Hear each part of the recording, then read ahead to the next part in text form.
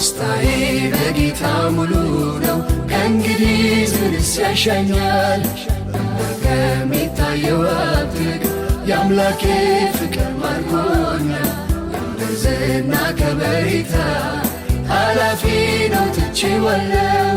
የአምላኬ ክብር ባለበት የኔስ አገር በሰማይ ነው። ቃሉ እንደሚናገረው ሃሌሉያ። ደስታዬ በጌታ ሙሉ ነው።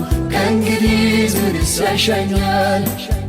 ከሚታየው ሀብት የአምላኬ ፍቅር ማርኮኛል።